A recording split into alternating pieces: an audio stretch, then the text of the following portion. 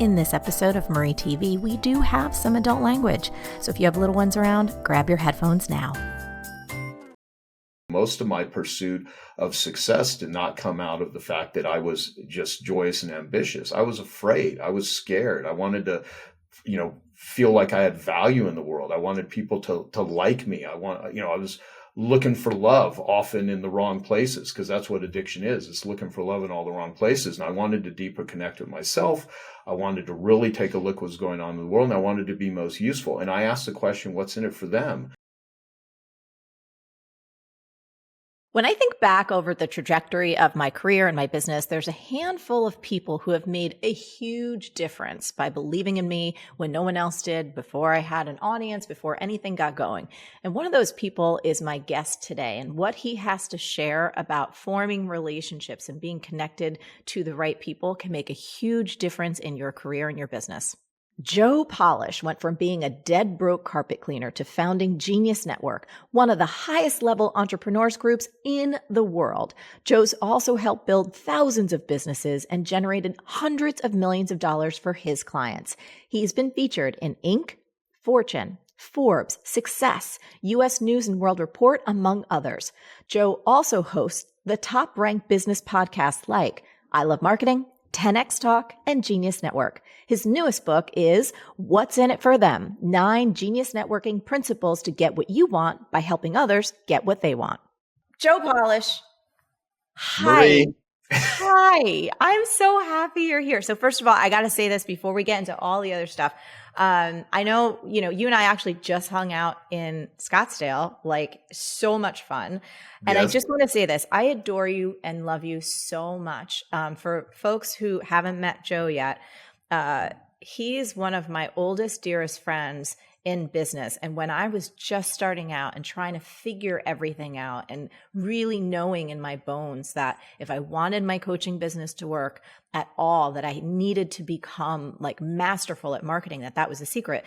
Joe was one of my first teachers. He also believed in me and he gave me a shot on his stages. He got me some of my first speaking gigs. I've told this story to you, Joe, but my audience doesn't really know it. So I just want to just publicly acknowledge how much I adore you and how much I just appreciate too, that it's been like over 20 years and having friendships and people that you love and that you adore and that you just grow with over time. It just means the world to me. So congratulations on yet another book, this beautiful book. We're going to talk about that today, but just, I love you. And thank you for making the time to be on.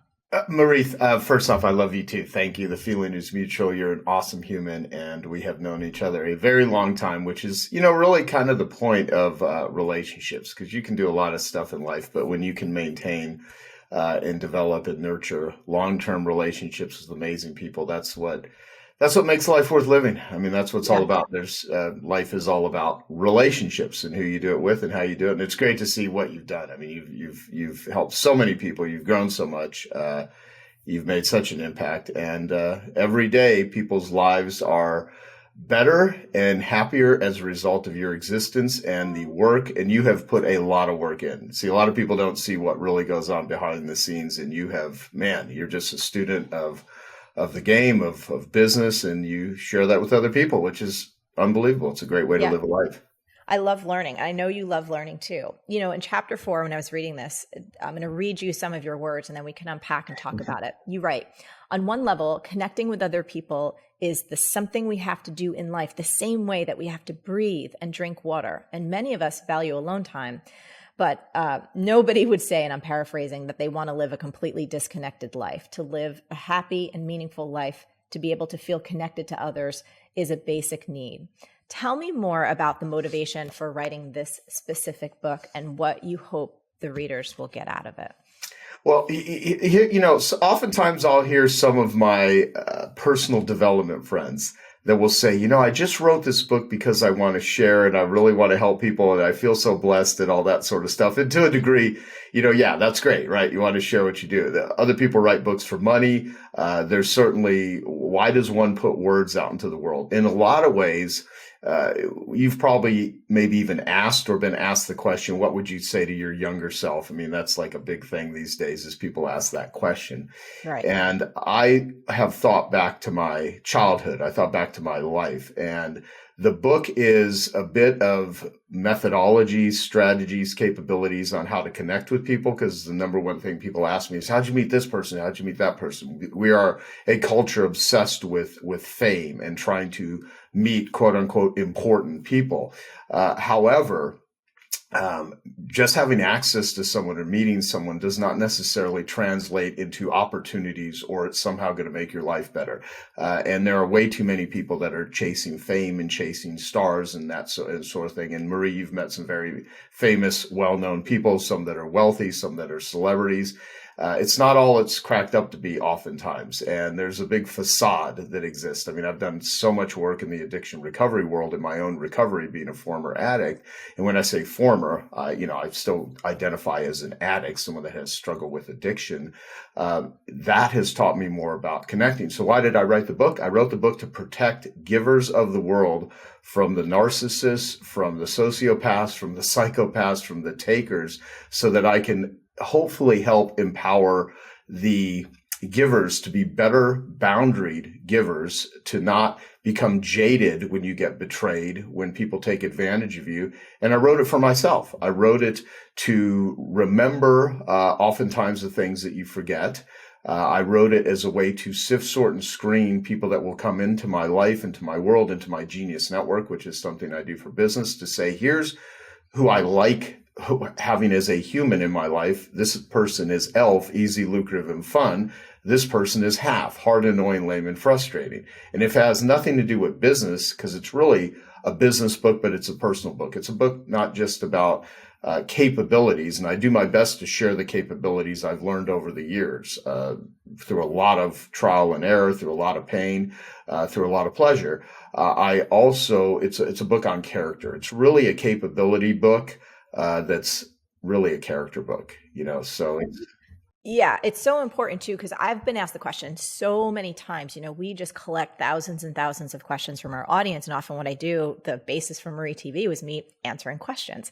And we get so often folks who want to connect with other people, and they have this instinct, right? It's a human need. They also know that in order to grow in their career, in order to feel some sense of meaning and not be isolated, they want to connect with others. But it almost feels like as adults, it gets harder and harder. We get, awkward, and we're like, what do we do and how do we do it? And then you add in social media, and it's just a shit show in terms of, trying to understand like who's actually genuine, and the folks who are genuine, how to come across that way. And I've often heard, because I have so many women in my audience who feel like, oh, but I don't have anything to offer someone, let's say, of greater social stature, or that's at least the perception that they have. So I love that you wrote this book, because again, I've known you for so many years, and I know how you operate behind the scenes, in front of the scenes. You're the same human. And to have all of this knowledge in one place, and so easy to access and easy to use, it's a real gift. Even though I have known you for so long, I didn't know a lot of the details about your childhood. Like we've talked about it here and there, but I feel like in more recent years, you have become so open about sharing your specific journey and details about your childhood. And you write, all I know for sure is that I'm driven to reduce suffering. It very well may be the meaning of my life, or at least the meaning I strive to create. I'm curious how, looking back now, some of those early experiences have shaped you as a man, and how much that's informed how much you value relationships and authentic and like real connections. Yeah, there's that Johann Hari line where the opposite of addiction is connection. And so we live in a world that is filled with traumatized people. And it's great that trauma, like my good friend Gabor Mate does an amazing job of speaking to trauma. I believe addiction is a response to trauma. My addictions came out of trauma. And I also want to be careful not to live in woundology, because when people start telling their stories and all these things that happen to you, you can really become identified with that. And I think a lot of people use it to manipulate and gaslight. And so anything that I will say, and I'll share a little bit about my childhood, I say this just with deep respect and honoring that everybody has had pain and suffering and angst and betrayals. And a lot of people, I mean, huge percentages of people that will listen to this or watch this will have been sexually abused, mentally abused, physically abused. They will have just a lot of pain. And so that it's not like my story or anyone's story is quote unquote worse than the others, even though it's easy for me to, like anyone, to make those sort of comparisons. My childhood was very disconnected. My mother was a former nun. She left the convent because she had gotten ill, met my father in church. They ended up falling in love, getting married. I have an older brother. My mother died of ovarian cancer when I was 4, broke my father's heart. He never recovered from it. And so he spent his life just trying to find another town to live in, another place to live in. And so my father never remarried. So I never had a model of relationships being what would be, healthy and happy. I only heard about the pain of it. I was sexually abused in church, outside of church. I was, raped and molested as a kid. I was paid money not to say anything about it. Whatever somebody is into sexually or relationship wise is usually based in childhood, whatever their arousal template is. And so if you have a tree that has, ropes tied to it and it's pulled one way, it's not going to grow straight. So how we grow up has a lot to do with the foundation, with the soil. And if it's polluted or there's a lot of toxins, you're going to have a lot of challenges. Now, out of that, can rise the phoenix. So there's amazing stories. I often say that look at your adversities in your life. Look at the good things that everyone has accomplished. It usually came out of some sort of struggle and some sort of pain. It's just a matter of what you do with it. It's the raw material. Now, some people's lives are so pained and so damaged and so hurt that they oftentimes can't. They can't transform it. They cannot get out of it.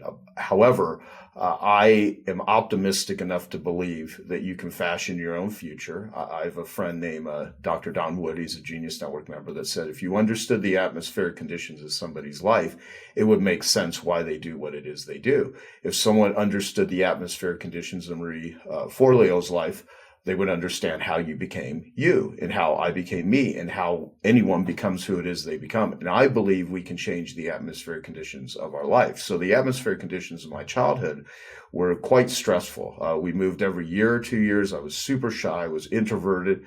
I felt, once I was sexually abused, I felt like a piece of shit. I felt like a human that just had no worth, and I was embarrassed and I felt disgusted and I never felt like I fit in.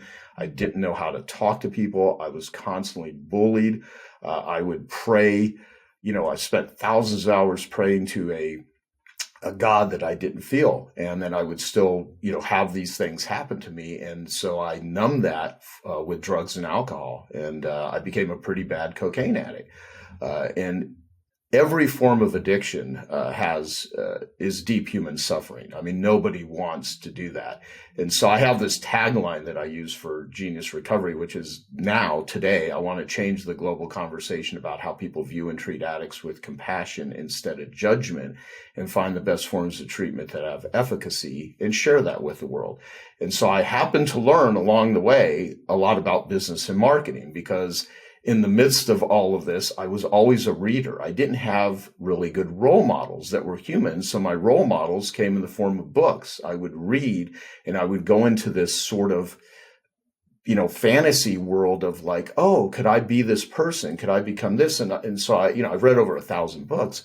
But I would that's where I got my motivation and my inspiration. Why I think it's so important for people to look at what is the first domino. Like in my book, I talk about dominoes. Who is a person, a book, an event that puts you in a trajectory? Like the abuse that happened to me was a domino that led to addiction, and it led to escapism, and it led to shame, and in a lot of how I felt. But there's many dominoes that led to learning how to communicate, learn how to connect. And so I'm trying to now share those connection things. So the childhood was tough. The addiction was horrible. I mean, all addictions are real human suffering. And I think right now we're in the greatest addiction crisis in human history. So after having learned marketing, the quick version is I was a dead broke carpet cleaner living off credit cards. I learned marketing because I needed to eat. I needed to survive. I never thought I'd ever give a talk. I'd ever do interviews. I mean, it's funny today, Marie, we have like YouTube, we have podcasts. I was doing the Joe Polish Superstar Audio Tape of the Month program back in 1996. And we used to charge $18.53 for a cassette tape. And we would send out a cassette tape of me interviewing somebody with a transcript of that. People loved it. I did it one month because I was behind on writing my monthly newsletter that we would physically mail to people. It was called the Carpet Cleaners Gold Mine because I built the largest training organization in the world for carpet and upholstery cleaners, and I transformed an entire industry. I started teaching ethical advertising. I created ethical services. I did 5 different TV shows. Even way back in 1999, I was on ABC's 2020 with Barbara Walters and the investigative reporter at the time named Arnold Diaz. And I was like, we were doing undercover busting bait and switch carpet cleaners that were using low prices and trying to high pressure people into using manipulation in order to make a livable, and trying to make money. It was unethical. And so there was always something in me about, don't be an asshole. Treat people well. You can, you don't have to manipulate. Marketing used. Let's look at it this way: hype used ethically is massive enthusiasm for what you're selling. Hype used unethically is lying, misleading, exaggerating, bullshitting, and the world. There's enough of that crap already. I mean, you can karmically. There's so much you can do by. If you're valuable and useful, just be a decent human. And so your question though, what are people that are listening? What if they don't know how to do all this? What does that even mean? How do I do something with all of that? Well, true connection with others. I believe true connection only happens when you connect with yourself. Because if you're disconnected from yourself and your body, you've heard that line, the issues are in the tissues. Yes. If you have some sort of depression, some sort of anxiety, and it could be biochemical, you could just be eating the wrong foods. You might not be getting good nutrition, good sleep. You might be too jacked up on caffeine. You may be drinking too much alcohol. You may be exposed to too much staring at screens. I mean, you just recently gave a talk, right, at our friend JJ's event. And I think you said 44, the current stats are 44 years in an American's life right now spent staring at screens. That's right. So the average American currently will spend an average of 44 years of their entire life staring at screens between iPhones, laptops, desktops, Kindles, gaming devices, televisions, 44 years, Joe. And to think, to your point, issues in the tissues, to think that, we're numbing ourselves in so many different ways. And sometimes, to your point, biochemically, it might even be just the things that we're ingesting, right? That we have no idea how that is toxically disconnecting ourselves from our ability to feel, our ability to heal, and then, of course, our ability to connect with others. Sorry, I don't want to go too far off. We're having so much fun, but whatever. We're gonna screw around. We're gonna go all the different places because this ties into actually my next question. One of the things you've emphasized in the book early on, and I think this is so wonderful, especially for anyone listening who's like, God, I know I want to expand my network of beautiful people that I know and beautiful people that I'm connected with, both in my personal life and also in my career and my business. And you say one of the first steps is if you really want to help somebody else and you want to form that genuine connection, you need to be a root farmer, not a fruit farmer. So I want you to talk a little bit about the importance of being a pain detective and how we can kind of use that lens to start to lean into our ability to connect and serve other people. Yeah. Okay. Totally. Now think about it this way. If you break it down, what do humans want? They want more woo and less ah. Woo. Like, woo, I love this. Oh, I love MarieTV. Oh, I love, going to the gym. Or I love, jumping on a trampoline. Or I love this music. Or I love this. So there's a lot of things that humans pursue for woo. 44 years of staring at screens. In some way, their dopamine is getting triggered into thinking there's going to be woo by following someone on social media or by getting fame or getting notoriety or meeting this person or having sex or doing whatever, dancing, whatever the woo is, there are certain things that are like jumping into a cold plunge or sitting in a sauna for 30 minutes or whatever, which I do almost daily, that getting into it is but the woo that comes out of it is worth just like exercise, right? I mean, one of your early things in life was you're a dance instructor. Yes. Fitness all the way, baby. Nike athlete.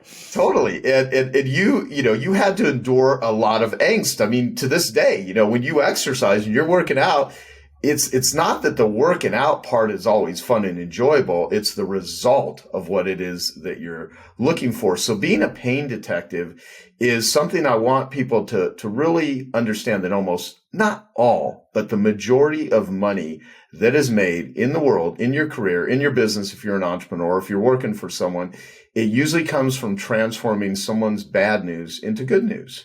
So other people's bad news is your good news. And there's a lot of bad news in the world. And if you could be the type of person that actually brings solutions to that, and you can identify where the pain is, and you can provide either relief or the elimination of that pain, not only will you make people happy and people will seek you out if you develop, as my friend Cal Newport says, skills that are rare and valuable, and you put them into the world at a level to where you then get, career capital because you've become good at doing that thing. And then you have control over your life, that, instead of chasing your passion, chase the solution of problems, develop skills that the world needs. And those usually come out of finding where pain is, because what is a business anyway? A business is solving problems for a profit. And what, if you work for somebody, you are a behavior rental agreement. When I hire an employee, it is a behavior rental agreement. I'm renting someone's behavior. They're either going to make me money, save me money, or reduce stress. When someone joins my Genius Network, they are renting my behavior. And I have trained myself to be a pain detector. I think I just hit the microphone, so that was noisy. Sorry. That's all good. By the way, for people that don't see this, I have this whole mic sitting here right now. People are like, wow, these podcasts. So these interviews. Pain detective is a role that we all play consciously or unconsciously. It's always there. And when you start looking for other people's pain and you start really listening to it, not with the intention of manipulation, not with the intention of getting something from them, but if there is an agenda at all, the agenda is to reduce it. The agenda is to be useful, caring, connected, and help them. What happens is you start becoming more empathetic yourself. And people that are narcissists, they will not understand anything I'm saying. People that do not like me, I mean, maybe I make this up in my own head, but I don't resonate well with takers because I call them out. I talk about it. I'm very outspoken about it. And I really like connecting truly with pain in a way that you can help it. There's true connecting and there's connecting, where people try to act like they care, where they, they can look at you, in a way to where they, they can say the right words. I mean, there's a lot of very articulate takers. And so being a pain detective is just something I want to encourage people to look for the pain. It's one of the best ways to build rapport. And where I've learned a lot of this, Marie, is that when they would have Vietnam vets come back from Vietnam and oftentimes go to meet with a therapist, sometimes they would not get better. But when they would put them in groups with other vets, people that were in the trenches, that had gone through horrendous things in war, seen their buddies, killed in front of them, arms blown off, the most horrible things, when you would put them in a group with other people, it's the mutual suffering where they were able to build rapport and understand someone. And I've seen countless times, including in my own life, having gone to God knows how many 12-step programs over the last 25 years, where you are sitting in a room with other people that have dealt with the same sort of addictions. I've seen people have quicker, deeper rapport with another addict that they don't even know, they just met, simply because of the suffering that both of them been through and the shared feeling like this person understands my pain to where no one in their life, their family members don't. And so I hear people say, 12 steps don't work. Hear that all the time. 12 steps is only one part of addiction recovery, by the way. I know I'm intermingling this stuff with addiction recovery, but there's a purpose behind it. Is, when, you would never say that gyms don't work. And this is what I talked about at JJ's event, where, I'll have people say, well, 12 steps have a high relapse rate, and people, they go to 12 steps and they don't work, which of course, all of that is all propaganda. The latest research on years of studying 12 steps is they're one of the most effective ways to treat addiction. But almost everyone that bashes 12 steps have not really either been to many 12 steps or been to any 12 step groups, or they've never done the steps. Because I often say it's not a step program. It's not an attendance program. It's a step program, 12 steps. So you can't go to the gym, join a gym membership, and then not do the work, not lift the weights, not bench press and say gyms don't work any more than someone can't, join B school and say, B school doesn't work. That's like saying gyms don't work. Of course it works. You've got all of these people that have transformed their businesses in B school, but they're the ones that work it. And so if you're a pain detective, you can't say, let me find their pain, ask them one question, and then okay, here's what I want. Let me just try to build rapport with them in some artificial way on some superficial level. So when I say be a pain detective, I talk about going deep with your own pain. And it usually starts with, don't try to act like, many of my male friends that are too scared to walk into a therapist's office or admit that to deal with their shit, you know what they do? They start a podcast. And then they start interviewing all of these therapists and doctors, and they pretend like there's somehow these experts in all kinds of areas because they're asking people some questions. And, look, questions are more important than answers. You can learn a lot. I'm constantly focused on not the answers, but the asking myself the right questions. That's an important thing. But don't use that as a way to convince yourself that you're somehow doing the work. Right. You're either communicating, connecting, or you're trying to escape. Those are the three things that humans do. They're either just talking to each other, they're communicating, or they're really connecting. And when you're really connecting, it's not just what you say, you feel it. It's an energetic exchange. And you're picking up, and then you're trying to escape where someone's giving you bad vibes. You're giving them bad vibes. You're hungry. You're tired. The halt thing. You're hungry, angry, lonely, tired. It's not a good way to connect when you're in the halt state. Hungry, angry, lonely, tired. So that's why it's important to feed yourself, not just physically, but emotionally. Sleep, and breathing, and oh yeah. I took a red eye home from the event that we were at together, and yesterday, I was a mess. Because I didn't get the proper amount of sleep, but I had to be home for certain reasons, and it was the only option that I could do. And the thoughts that were going through my head, Joe, I was like, Marie, do not make any decisions right now.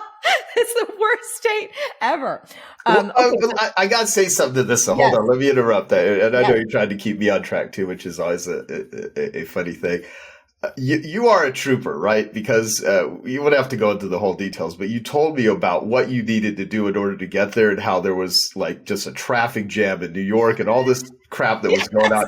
And here's the difference though. The treadmill of shit never ends when you become more successful. People are like, I'm going to walk outside my, beach home and just, I'm going to have everything's paid off, beautiful relationship, the kids, pets, dogs, cars, houses, materialistic things, inner peace, maybe, right? If you're really freaking lucky, and it might be for 5 seconds or something. But there's what happens is it's not that the treadmill of crap ever ends. It's just your tolerance for it, your resourcefulness, your ability to navigate it. Life is a shit show. There's all kinds of things. You're going to be tired. But here's the thing that I've learned, amateurs wait for inspiration. Professionals do it with a headache. You're a pro.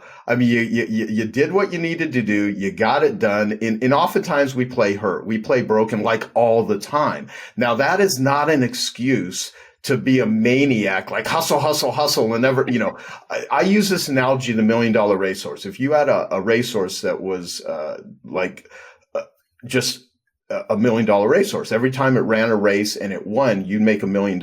How would you treat that horse? You wouldn't shove fast food down its throat all the time, or maybe never. You wouldn't have it up till 3 a.m. watching porn, smoking cigarettes, snorting crystal meth, gambling. You wouldn't have it hanging around with a bunch of losers and pessimistic people. You would have the best trainers, the best food, the best nutrition, and the best track. You would run the right races, because you never win a race you don't want to be in. And that's something my buddy Nick Peterson says. I mean, the only games in life some way you win is you don't play. So you got to decide, which games to play. But when you play those games, there are times you're not going to be up for it. You're going to be tired. You're going to be exhausted. You got to take care of the kids. All that. I mean, you speak to this all the time. I mean, it's so much part of, I think, why people come to you and listen to you is you know how to give methodologies and stuff to this. I mean, just your time genius stuff that you're doing is amazing.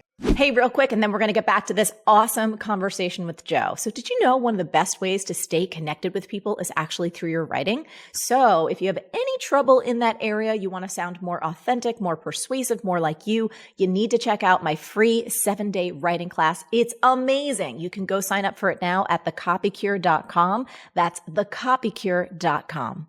So now for folks who are like, okay, this sounds good. I want to connect more with people. And by the way, if you don't know this already, we've talked about it in the intro, but Joe just has so many beautiful connections with so many people from so many different walks of life. And again, I've seen this over time, right? It's like when you know somebody for decades and you see how they show up, that reliability, that consistency, that character, it is evident. So you share that in order to network successfully in the book, that we need to be useful, grateful, and valuable.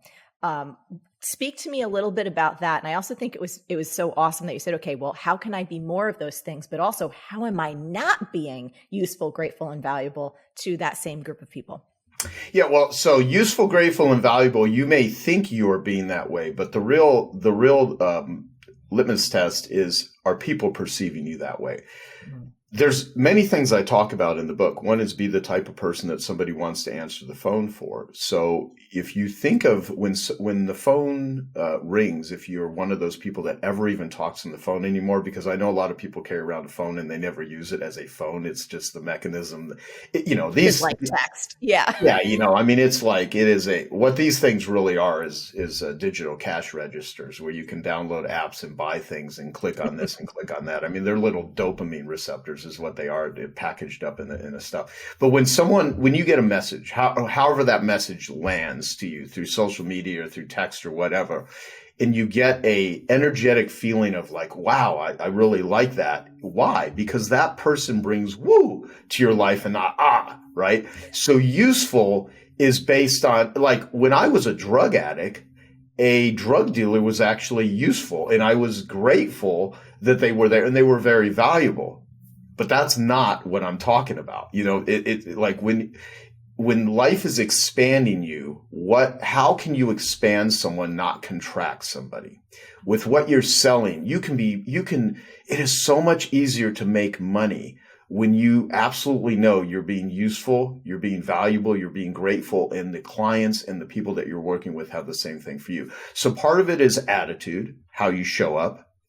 Because enthusiasm covers many deficiencies. So if you're not very skilled, at least be enthusiastic while you're learning the skills, right? And that's different than bullshitting people, right? And if you really don't know what it is you are doing, it is not useful, and people are not going to be grateful or find you valuable if you are making shit up along the way. So you have to genuinely, it's fun, that word, when I was recording the audiobook, and I did read this whole book on audio myself because I like it when authors read their own books. Yeah. I kept getting screwed up on the word genuinely. It was so funny. Isn't it weird how words can sometimes flip and you're like, this is an English word that I'm supposed to know and be able to pronounce. I do it all the time. I have Papa Smurf moments too, when I flip words and my team knows, and I'm like, yep, I'm using a thesaurus in the moment. I'm going to say something different because I can't get that word out of my mouth. So exactly. And it's words that I will write down, and then I realize when I have to say them, I can't even pronounce them. It's so fun. I'm like, well, I'm really a dummy here. But so the whole thing with being useful, there are many ways to be useful. Some people, if you're pursuing growth, way better than pursuing status. People that are focused on status, like look at me, climb the social ladder, which you talk about a lot, right? That is different than like, I really want to grow. I want to help this person grow. I want to grow the relationship. I tell the story of, the British rowing team, does this make the boat go faster? So usefulness is really in the eyes of the beholder, just like beauty's in the eye of the beholder. And the reason I say, think about when you do it today, or tomorrow, whenever you're listening or hearing this conversation with me and Marie, think of the people that are contacting you. Keep track, the next 5 or 10 people. How do you feel about them? And then think to yourself, why am I happy when I hear from my mom? Or why do I hate it when I hear from my mom? Or, because it could be both. You could love your family, you could hate your family, you could love them, but still hate parts of it. Just look at what happens in your life and what are you responding to versus what are you reacting to? When my life works, I'm responding. When my life is not working, I'm reacting. When I was in active addiction, I was reacting to life. When I'm in recovery, I'm responding to life, which means respond with ability. So part of being useful is also being responsible, showing up in the best way that you can, in the most useful way you can. And oftentimes people are like, how do I meet this person? I don't have anything to give them. It's like, can you give them a compliment? A sincere one. Flattery does work. I don't want to minimize the fact that you can actually connect with people by bullshitting your way through stuff, but only for a short period of time. Eventually you're going to get found out. You don't build a great reputation by talking about what you're going to do.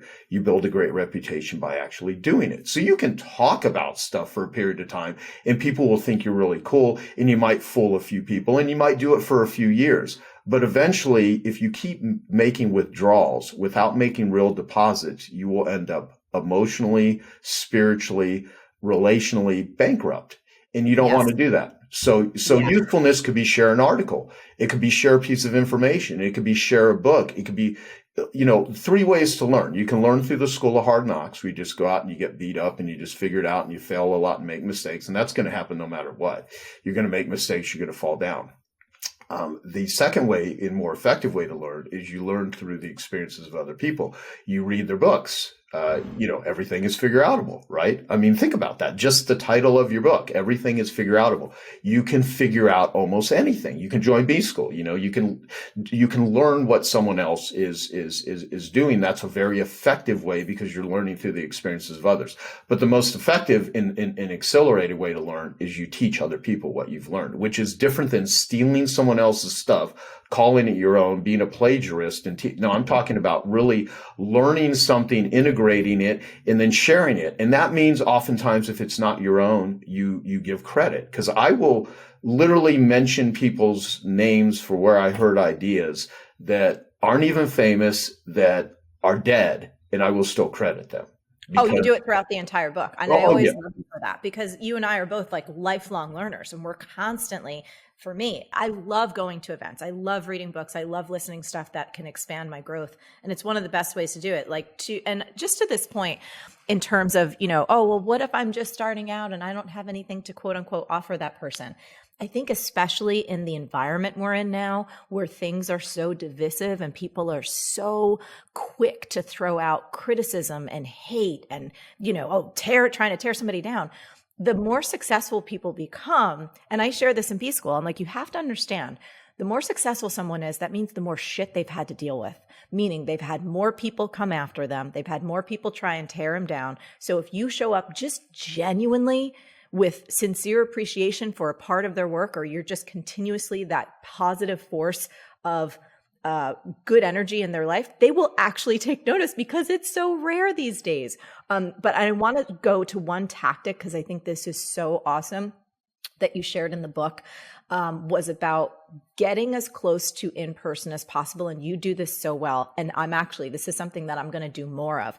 So naturally, I'm a writer, right? That's what I do. I usually try and text people in words, because I have often gotten irritated when friends send me voice memos. I'm like, ugh, takes me so much longer if I'm in the middle of recording or something, right? It's a pain in the ass, right? To listen to the audio or Josh is around or whatever.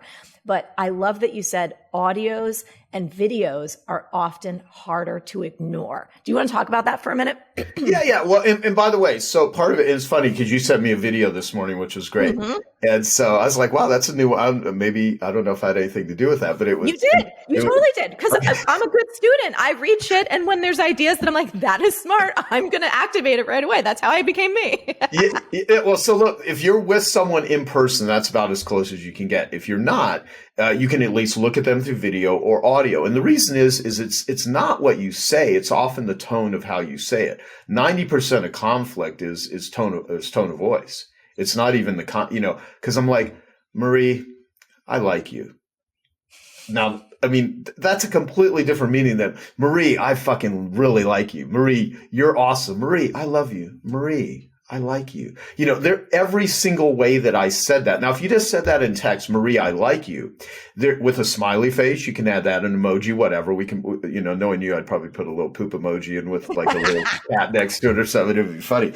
But because I do like twisted humor. We both do. We love it. That's one of our bonding points. Exactly. Yeah. So whatever causes you to bond. So getting up close. So I am annoyed when people just send me an audio message just rambling about stuff that I don't have rapport with because they think that I just want to get videos and audios. Because if you're in the middle of something and someone sends you a 5-minute audio and they don't think about it socially, or you tell them, I'm going to be at an event all day, and then they're sending you an audio, they're not picking up on social cues. I mean, there's a time and a place, and there's no perfect way to do this. If you're such a perfectionist, you're not going to go through the learning needed in order to get social calibration to determine how to communicate to different people. And you want to understand someone's love languages as best you can.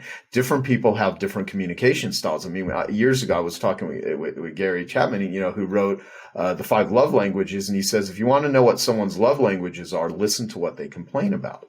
And I write about that in the book because it's like complaints are often indicators of someone saying, this is what I want. So getting up close and personal is if you can't be with someone, like right now, it is way easier to do this looking at you while we're doing this together with a screen. Here's how to use a mechanism of technology in order to better bond and communicate and feel like we're right with each other, even though we're completely on opposite sides of the country right now. So if you're going to communicate with someone, it's your tone of voice. It's it's how you're saying it, it's showing up and being useful. And for people that say, I don't have anything to offer. Well, here's the 5 things that I talk about in the book, even though I don't use this terminology. I just have a whole chapter on it, but I'll shorten it. It's called your TAME, TAMEE, or it could be TAME with 2 E's, but it's TAME. You've got your time, you've got your attention, you've got your money, you've got effort, you've got energy. So you can spend those things. And if you devote your time to give someone the time, attention, or being attentive, money, oftentimes, if you just want to meet somebody, or you pay for it. It's like, this sounds like something a business person would say that's trying to position their knowledge and their expertise is like, our best clients are the ones that give us money. The people that join Genius Network are my very best clients. The one that joined B School are your very best clients. The ones and the fact is, even though that sounds like, self-serving to a degree, it's actually true. Because it is the truth. If people don't pay, they don't pay attention, and they can pay with money, but oftentimes you can pay with time, you can pay with attention, you can pay with effort, you can pay with energy. And when I was a dead broke carpet cleaner living off credit cards, I didn't have any money. I couldn't just hire the people I wanted to hire. I couldn't, go to seminars and everything. I just start paying for that stuff on credit cards back then. I mean, I went into debt trying to figure out how to learn stuff. But you know what? I had a lot of time. And I had a lot of energy. And even when I was depleted in energy, I did my best to resource myself. And I did that oftentimes by reading a book. But, the most expensive information in the world is bad information. That's something Gary Halbert taught me. Mm-hmm. And there's a lot of free information that's out there in the world that's really bad.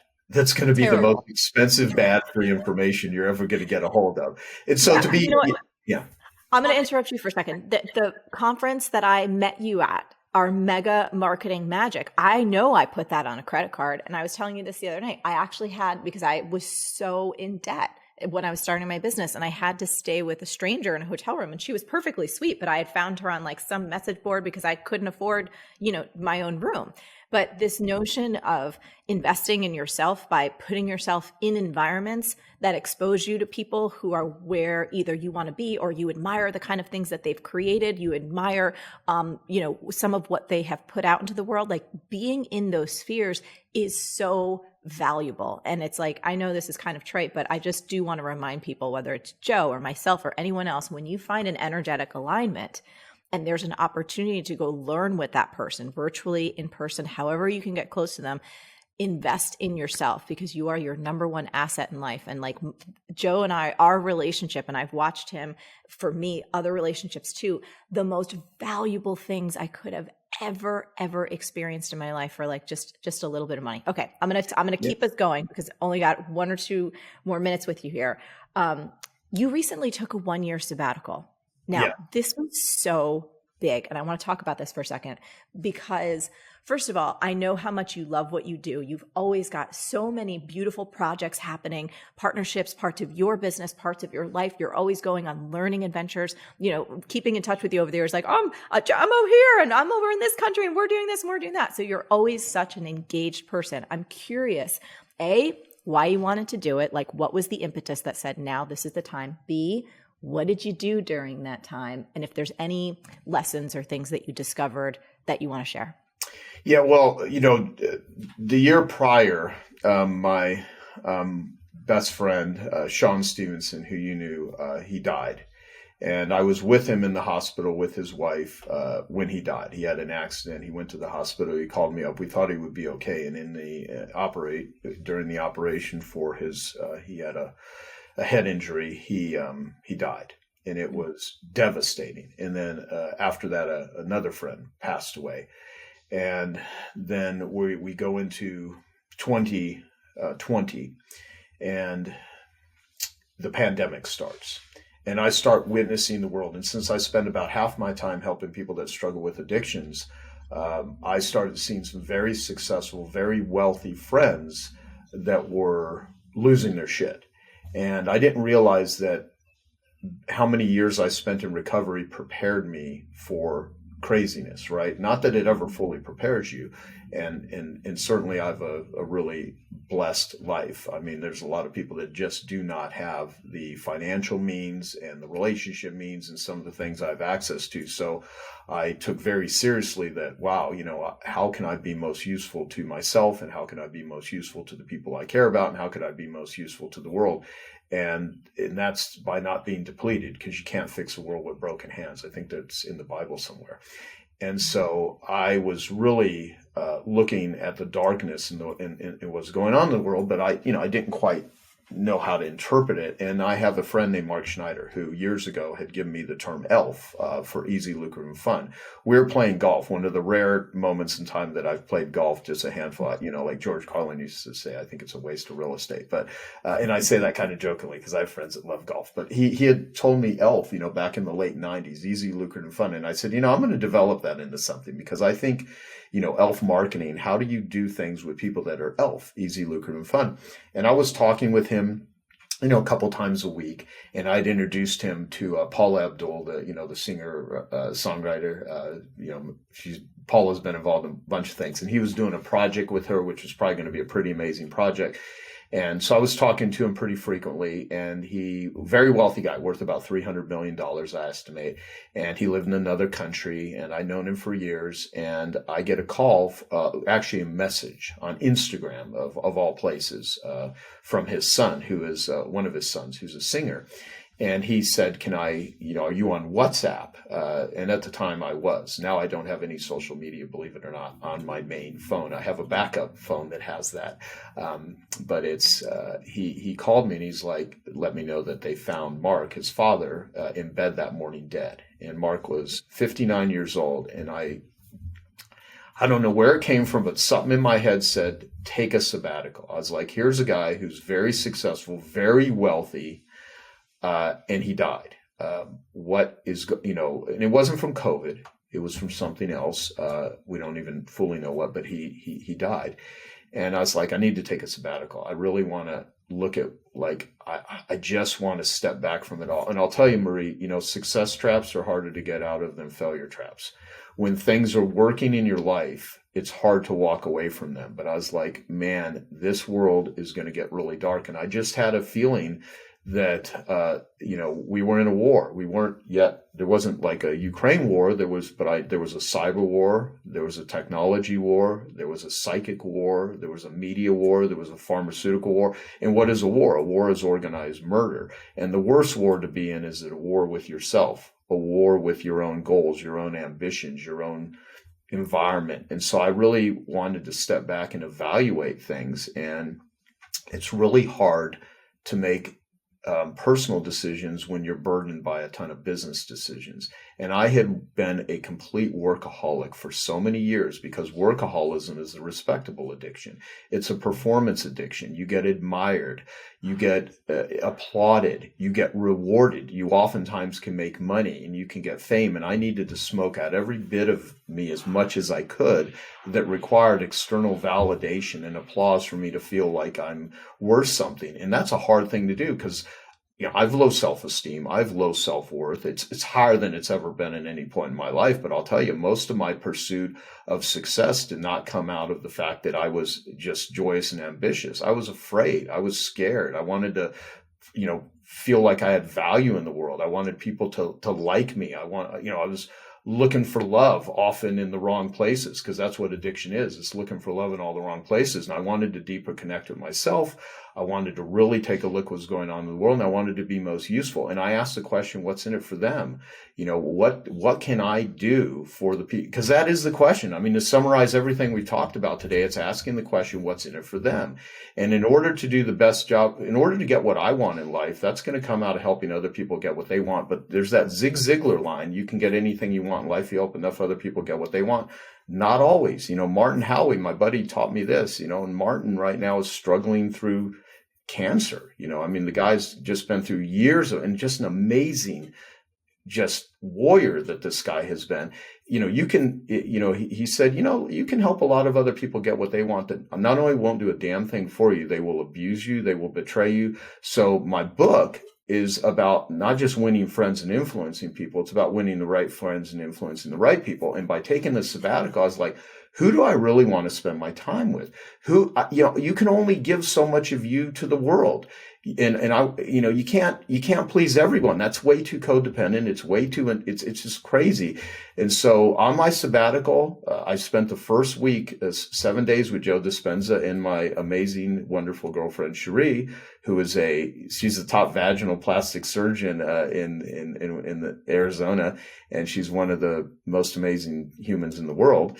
And so we spent a week meditating. Then we went to Hawaii, and then I had to go through this whole unraveling process, because I am just like, the Energizer Bunny in terms of like activity. So it's not like I sat around on a hammock. We're in the middle of a pandemic. I spent a lot of time talking to people with addictions and struggling with addictions, did a lot of meditating, did a lot of yoga, reading, reflecting, but I didn't do my normal work. I didn't go into the office. I didn't attend any, and I have a business that's built around me, and you don't really realize how good your team or your staff is, or your clients, until you disappear. Will they still be there? And I learned, it is way more inspirational for me not being on social media than reading inspirational quotes on social media. And so there was a lot of lessons that I learned. I even set up joesabbatical.com. Before I went on a sabbatical, I set up joesabbatical.com with a video, and I did a couple of interviews letting people know what I was going to do, so that and letting them know I'm taking a break. And it was so fascinating to see the ones that really respected that, and the people that tried to act like they could, but they were trying to get something from me.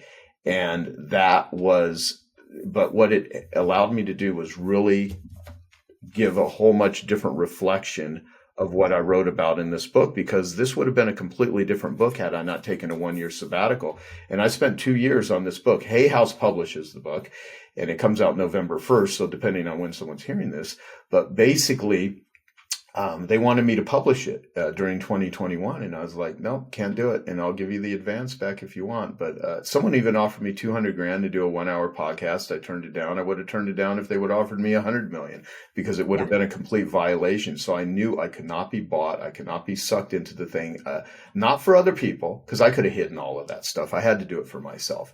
I needed to have integrity and honoring of myself. So I took the sabbatical to take care of me. Because if you take care of you, you're better able to take care of other people. And I think now, having done a 1 year sabbatical, I would encourage everyone. I think I've learned a lot on how to, shorten the timeline. But I'll tell you, Marie, that you can spend your whole life being busy, but that does not mean you're connected. And, connection with yourself and others. And so I started doing cold plunging. I started doing saunas. And I was able to really, get a much deeper appreciation for the world. And I resourced myself. I didn't, like my friend David Bach. He was very instrumental in making it. Took me. He gave a talk in 2015 at Genius Network about how he took a sabbatical. It took me many years after that to finally do it, but I didn't want to recharge my batteries. I wanted to replace them. I didn't want, some relationships, I wanted to eliminate them from my life in a courteous way, in as nice a way as I could. And I wanted to really see. So that's what came out of it. And it's awesome. Yeah. It's so cool. And I was so happy. I remember when I got, it was just one of the emails from the team that I read from your team. And it was like, oh, Joe's on sabbatical. And I just remember this feeling in my heart and being so happy for you. Like so happy for you and so honoring and like just celebrating. So thank you for sharing that. Okay. So would you be willing to read the end that I sent you that video about, because I love it so much. I think it's just the most beautiful way to wrap up this conversation. All right, let me see. So this is the galley that I'm reading out of. I don't even have the actual hardcover here in my hand. Yeah, me neither. But I love the galley. The galley is great. So let me see here. All right. So at the very end, someone made a movie about my life called Connected, the Joe Polish story, which is kind of cool. We're just getting ready to release that. ConnectedTheMovie.com if you want to see the trailer, by the way. So I say, what I've learned in writing this is that even if the appearance of things changes, the essence stays the same. People want to connect. People want to feel special and cared about. People want to feel appreciated. People want to have their problems solved. And if you're a person who cares about others and can solve their problems, someone who understands what's in it for them, there's no limit to what you can accomplish or the peace and joy you can find in your own existence. By me, Joe Polish, like nail polish. Yeah. Joe, thank you so much. Thanks for who you are. Thanks for the humongous difference that you've made in my life and continue to make. Like, I love our laughs. I love that we were like planning a super funny joke with Dr. Joe Dispenza, giving him more cowbell. Like in the middle of an event, we're like, let's drive to the guitar store and find a cowbell. Like, it's just you're one of my most fun friends that we get to do just wacky, crazy shit together. And I adore you for that. So I'm so excited for everyone. Go get Joe's book. It is phenomenal. So many lessons in it. And Joe, thanks for taking the time to be with us today. Yeah. And I'll just say that the website is the name of the book, what'sinitforthem.com. So I got that. And Marie, thank you as always. And I hope all of your readers just continue to go deep with what you do and what you teach, and they go out and they help other people. And that's how you build a great life and great relationships and great connections. Connect with yourself, connect with others. Thank you so much. Now, before you go, if you loved this conversation and you want to go even deeper, then you've got to watch this next video right now. It's about one idea that can help you move anything forward. It's something I still use to this day. So click here, watch it now, and I'll see you there. Among the people who are the most successful, the happiest, the people who are actually contributing the most, they all have one thing in common, and it's this. They all start before they're ready.